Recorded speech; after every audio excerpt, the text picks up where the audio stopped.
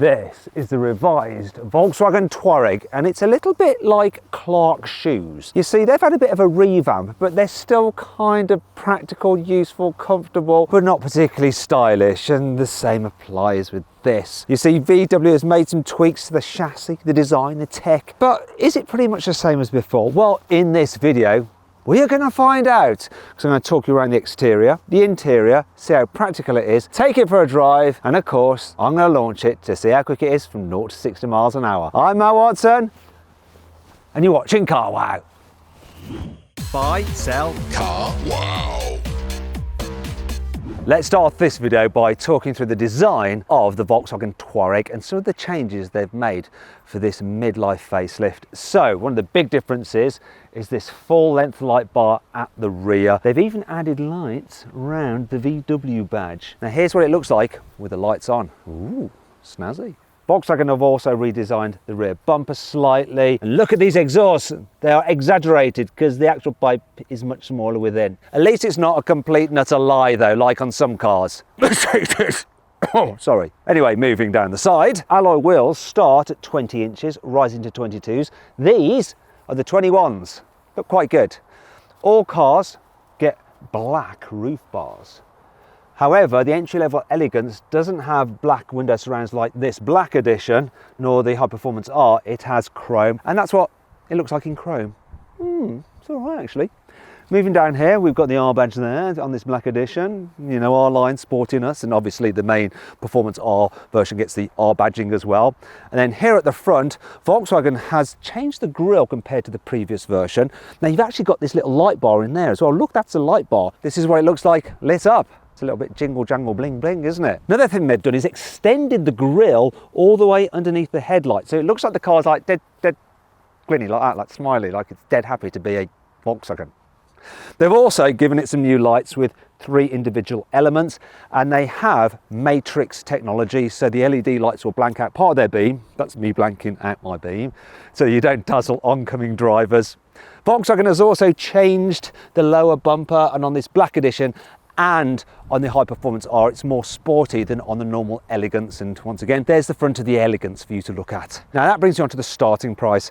So this car starts, if I go onto CarWow website, look, you'll see, just go on there, it starts from 67,780, so just under £68,000, though you can save an average of £2,700 off one through CarWow. So does this car look like a £68,000 car? Let me know in the comments below. Either way, if you're thinking about changing your car, you should do your research through CarWow, find out which is the right car for you. You can check out all our reviews. You can also compare offers and savings on a wide range of cars through our dealer partners to make sure you're paying a fair price. And you can even sell your current car through CarWow by just uploading some photos and giving a brief description. Then dealers all across the country will bid on it in an online auction. It's easy and completely free, and if you want to do that now, click on the pop-out banner up there for the link in the description below to go to CarWow, right? It's best place to go and change your car. If you want to do that at a later date, simply Google "Help Me CarWow" and me and my team will help you out. Here on the inside of the Touareg, Volkswagen have basically used the exact same architecture. So the general design and layout is the same as before, but they've changed the trim slightly, just a bit different. And the stitching is a bit different. And apparently the materials down here are a bit softer than they were before. It all looks pretty much the same. Moving on to the digital driver's display, I like this. It's clean. It's easy to see, it's easy to work through the different systems. My only concern are the buttons on the steering wheel. They're sort of like halfway between being a normal button and touch sensitive. They have like a kind of haptic feedback, and it's just a bit hard to tell whether you've pressed things or not. Don't like that so much. I do like the driving position, so it's very comfy. There's plenty of adjustment in the steering wheel. I mean, look at that. That's quite a range of movement, and there's a lot of adjustment in the seat as well. And the seats are comfortable. These are the R Sporty seats. I didn't say arse then, by the way, it was R Sporty. Right, let's move on to practicality. So there's not that much space underneath this central cubby here, but you do have USB-C there, and look, another one there. Moving forward here, these are your driving controls and your different menu settings. We have some cup holders here, so that's for your energy drink, but these two will hold big bottles like that. Look at that, big bottle accommodated. Underneath here, we have wireless charging for your mobile phone. I'll just put my phone in there, see how long it takes to recognize it. Come on, come on, there we go. And then we've got another USB-C there and a good old-fashioned 12-volter, and of course you can shut that so that you don't look at your phone when you're driving. Move into the glove box. Looks like it's going to be massive. Look at the size of that. Look.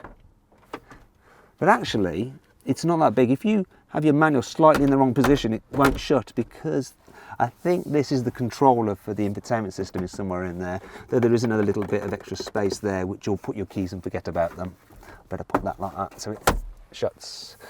Anyhow, that does bring me on to a few things, like the quality a bit lower down in this car isn't as posh as in something like an Audi Q5 or Q7. And if you want to see my full in-depth video review of the Q7, click on the pop-out banner up there or follow the link in the description below. Now let's move on to the cubbies over this side. So I'm going to take the camera, hopefully this is going to work out. All right, here we go. So I've got a huge bottle here. Go on then, look, fits in there. And then if I go into this cubby, look, that's your secret storage area for your bits and pieces. And it's lined with felt as well, so things don't rattle. And the very lower part of this door bin as well is lined with felt, so things don't rattle. Though the side parts aren't, so they can rattle against there, as I found out. Overall though, yeah, it's quite a nice place. Anyway, let's check out the back seats now. Here in the back, you might think that knee room, while okay, is a little bit tight for a car such as this, and headroom, you know, once again, while okay, a little bit tighter than you might have thought. Well, don't worry, look. You can slide the seats forwards and backwards. So now knee room, look at that. Really generous. And you can recline the seat backs as well. Look, you can see the difference between those two. And then I've got more headroom, and people over 6 foot will be fine back here, even with the glass roof that you have as standard with this car. And I must say, I'm loving that. It just makes it feel nice and spacious back here. Speaking of which, if you need to carry 3 people in the back at once, let me just do this. Where is it? There we go. There is enough space. The body is wide enough that you can carry 3 adults in the back at once. And while there is this huge hump in the floor, the footwells, look, are nice and big, so there will be enough room for everyone's feet. When it comes to carrying children in the back, well, have a look, move back. The door openings are nice and wide, and there's plenty of space to manoeuvre even a bulky rear-facing seat. Plus, look down here, the ISOFIX anchor points are so easy to get to. As a father of a young child, I'm very thankful of that. Anyhow, something else you need to know, look, we've got an armrest here. There are cup holders, but they're exposed, which means you end up putting your arm in them when you're not using them as cup holders. However, you do have, if I can press that button, there we go, look, through loading into the boot, so you can carry 2 people in the back at once, and long items such as skis or stuff like that if you don't want to put them on your roof rack. Now, other things to note, we've got some pockets on the seat back. We have climate control down here, and let me just turn this on so you can see it.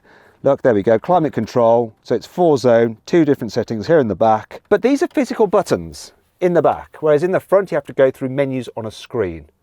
If you're a passenger in the rear, you don't have to keep your eyes on the road, yet your system is easier to use. Go figure.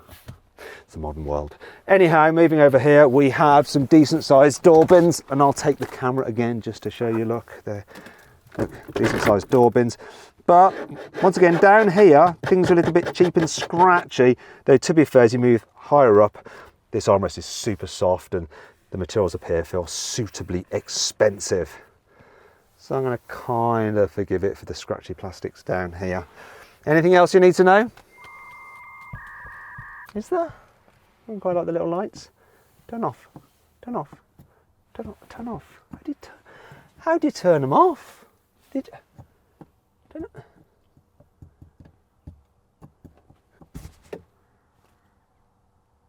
Because the door's open, I think. Shut the door. It doesn't. Shut the door.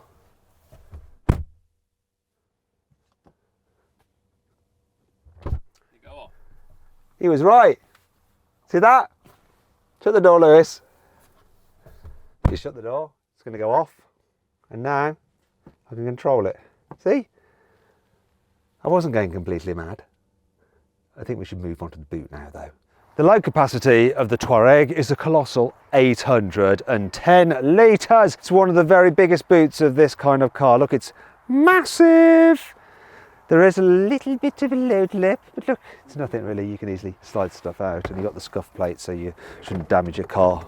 Though you will scuff your scuff plates, but that's kind of taken for granted. It's a scuff plate.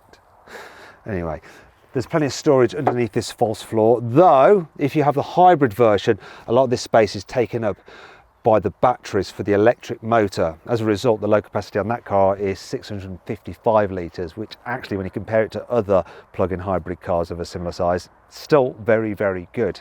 Let's have a little look around this boot. What can we see? Oh look, there's tie down points, there's hooks going on up here. We've also got a 12-volt socket as well. That's good. And to fold down the rear seats, you can do it here from the boot. Look, here, there we go, pull that lever, pull that other lever. But therein lies a problem. You still have to walk around to go and push the seats flat. In fact, they don't actually go completely flat. They're still a bit raised and there's a bit of a ridge. And that brings us to 5 annoying things about the Volkswagen Touareg. The rear windows don't go all the way down, which is annoying if you like to have them down and rest your arm on the window ledge. Let's say you're busy cleaning your car and it's time to do the wiper blades and you go, oh no, can't get to the wiper blades because they're recessed behind here. If you try to pull them up, then you'll scratch the paintwork there.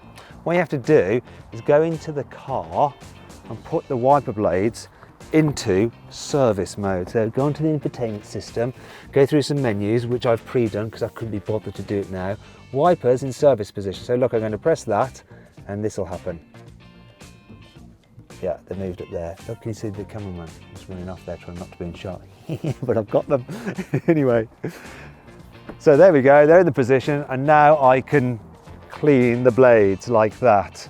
But that's a bit of a faff, isn't it? You know, if you're there trying to like wash your car and then you've got like spongy, soapy hands and stuff like that, you don't want to be messing around with the infotainment system.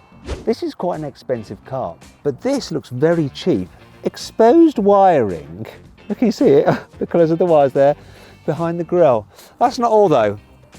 Have a look at these headlights. This car is pretty much brand new, yet there's condensation in them. Not good, not good at all. For a supposed luxury car, this sunroof blind makes quite a noise.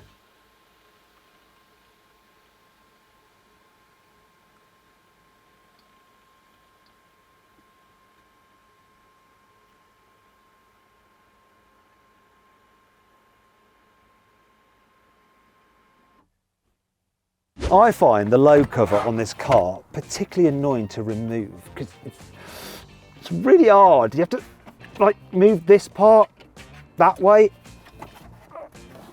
Come on. It's quite a simplistic design and in other cars it's dead easy. But this is, maybe it's just too springy or I don't know, I've got weak wrists, but it's not the easiest.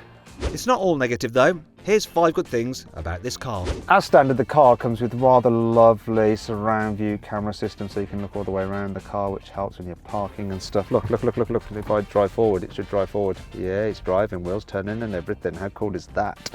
Tell you what is also cool, it has an auto park facility. So you can drive past a space and the car will see the space. And then you can actually get out of the car, then using an app on your phone, use it to control the car to park it into that space that you've just driven past. The good thing about that is that if the space is tight, you don't have to struggle to get out of the doors. I'd like to show you myself, but this car doesn't have it. You can raise and lower the ride height of the car from these buttons in the boot. Also, you can use this button here to deploy the electrically operated tow hitch. Wait for it. Oh, yes. Now this car can tow 3.5 tons, regardless of whether you have the normal version or the plug-in hybrid. Not many plug-in hybrids can tow 3.5 tons, by the way. Not only do you have one big useful sun visor, you have 2, so you can be shielded from this way and this way. Handy when you're going around a road that twists and snakes and turns. You don't want to constantly be going.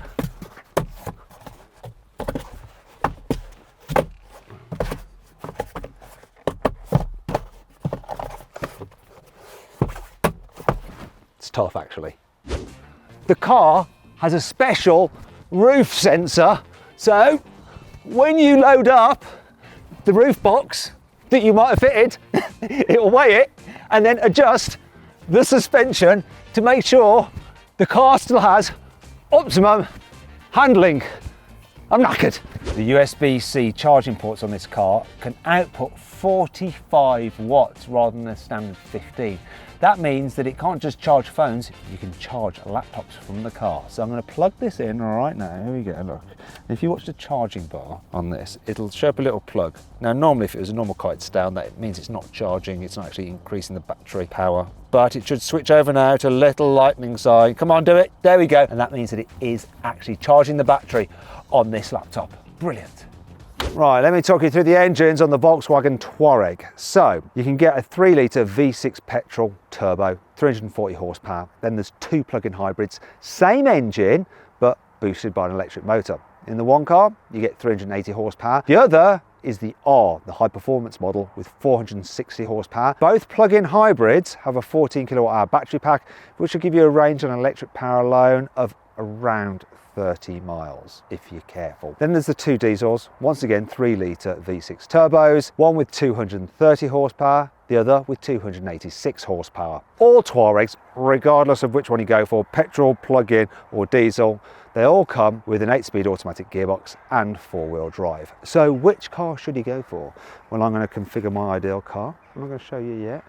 On the carwow configurator. Done that. If you want to find out what the car is and the saving at the moment through carwow, click on the pop-out banner up there or the link in the description below. Right, let's see what this revised Touareg is like to drive in town first of all, because one of the changes that Volkswagen has made to this is to tweak the suspension to make it even more comfortable. Now, I always thought this was a very, very comfortable car, so I don't know how they can improve on what is almost perfection. But yes, this car goes over bumps brilliantly. So smooth just driving around town. Look, I'll even seek out some little imperfections in the road and don't feel them. Go over this little bit here, this curby bit in the drain. Nah, look at that, it's so lovely. And the turning circles, it's all right for this kind of car. 12.2 meters, which is better than most of its competitors.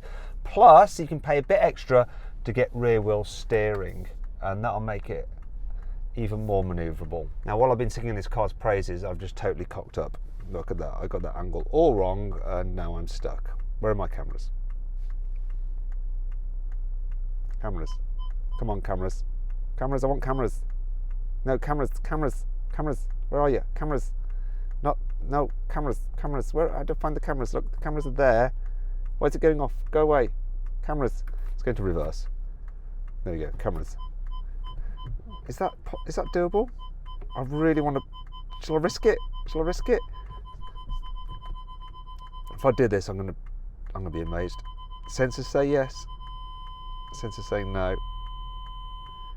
Sensors saying yes. Whoa! I did it! I did it! Can't believe I did that. Mega! See, I didn't cock it up. Oh, that's so good. Good camera system, clear picture, good sensors doing their job, and the turning circle, which is slightly better than its competitors. We know that a BMW X5 wouldn't have got around there because just that extra bit like that difference, I wouldn't have made it. Anyway, like I was saying, if you want it to be more manoeuvrable, get the rear wheel steering. And I can relax again. So what's also quite relaxing, the brakes. Very smooth, progressive, easy to control. So you don't end up suddenly making your passengers feel sick because you're a bit jerky. Visibility, this pillar's quite big, but you've got this extra little window there that helps. If you're out the back window, it's got that thing going on where the back window is the exact size as the rear view mirror, or maybe it's the other way round, but it fills the rear view mirror, and it means the view out the back is actually really good. In fact, with this panoramic glass roof here, it just feels nice and airy in here. I like it. Now, there is one thing though that might put you off. You see, with the Touareg, you don't actually feel like you're in an SUV as such, more just like a big fat Golf because the dash is quite high, the windscreen is quite raised. You sit sort of lowish in the car, even though you are raised up. You don't feel like you're sat on it like you're doing something like a Land Rover Defender. You know, that feels like a proper SUV where you look down on people. With this, even though your bottom is kind of highish, you don't get that sense. It just feels like a chunky car. And that might put you off if you want that full SUV experience. It's a bit of a shame though, because this really is a nice, easy drive. And I particularly like that you get air suspension on every single version, apart from the entry-level Elegance, which is only available with the plug-in hybrid anyway. Because air suspension just makes a car feel expensive. Look, another bump. Oh, I didn't really notice it. Oh, let's go down this bit here, this drain. Nah. Ah, lovely. One of the things I complained about with the Touareg before the revisions was the gearbox. While it's smooth and relaxing, it's not that responsive. So I've got the car in normal mode. I'm doing 40. I want to accelerate up to the speed limit of 70. I'm going to floor the throttle. 3, 2, 1, go. Did you notice that delay? You heard my foot go against the bulkhead, and then it took a while for this gearbox to respond. That's my only issue with it. It's a bit of a shame. We should have sorted that out. You can make it a bit more responsive if you have the car in sport mode, but then it's holding too low a gear, which isn't relaxing. And that's the whole point of one of these big diesel engines, is that they're relaxing. They really are when you're just cruising along. Also, they give good economy. So this car is averaging 32 miles per gallon. Volkswagen claims 34, so that's pretty much bang on. I'm happy with that. I'm happy with how relaxing this car is on the motorway as well. So once again, just feels nice and comfortable, and it's quiet. All I can notice is a little bit of road noise. That's about it. It's very chilled. Okay, now I'm going to see if I can lower that economy figure by going into sports mode and seeing what this car is like on a twisty road. I'm going to put the gearbox into manual, then I can choose each of the 8 gears myself. I do that using these small paddles. In fact, they're more switches than paddles. There we go. So this has firmed up the suspension slightly, though to tell you the truth, it still feels silky smooth. It does make the car feel a little bit more pointy though, a bit more responsive. The added weight to the steering helps too, though being brutally honest, never feels that sporty. It's more competent, does a good job, goes around corners well enough. A little bit of lean, not too bad though, decent amount of grip, and obviously you get 4-wheel drive traction out of the bends, which is handy when it's raining like today. Oh yeah, look at this. You'll notice it now, a bit of lean, but it grips okay and goes round. Oh yeah, and that diesel has plenty of punch out the bends. It's actually all right, though it's not something that really encourages you to go quickly. You don't think, oh, I'm getting lots of sensations through this. It's good fun, this SUV. In the same way that a BMW X5 somehow manages to have like a little bit of fun element to it. You know, in fact, if you want to see my full in-depth video review of that BMW X5, you can just click on the pop-out banner that should be appearing in the top right-hand corner of the screen now. There's also a link in the description below, and all the other videos that I recommend you should watch after watching this one as well. Okay, so go check out those links. But overall, does a good job. Just one last thing to test. Finally then, let's see what the 0 to 60 time is on this car. So let's go into auto for the gearbox. Is there a sport mode? There we go. Hold on the brake, build up some boost. That traction was wicked considering it's wet. What time are we going to do? And there it is. 5.94. Goodness, that was quick. Now, Volkswagen claim 0 to 62 miles an hour in 6.4 seconds. So, wow, not bad. Sub 6 seconds in this old thing. Well, this new thing is not old. Well, it is kind of old. The Touareg's old. You get the idea. It's still impressive though, right? So then, what's my final verdict on the Volkswagen Touareg? Should you avoid it? Should you consider it? Should you shortlist it? Or should you just go right ahead and buy it? Well, do you know what? I reckon you should consider the Volkswagen Touareg. It is a really nice, comfy, spacious, practical family car. Thing is, it's rather expensive, and at this price point, it needs a bit more desirability. Yes, like I said at the beginning, it is rather like Clark shoes. Anyway, I hope you'll enjoy the video. If you did, give it a like. Let me know if you agree with my verdict or not in the comments below. Click on the video windows for some more videos and on the box to go to CarWow to change car the easy way. Sell your current car through CarWow and buy your next one through us as well. It's easy and completely free. Ta-ra a bit.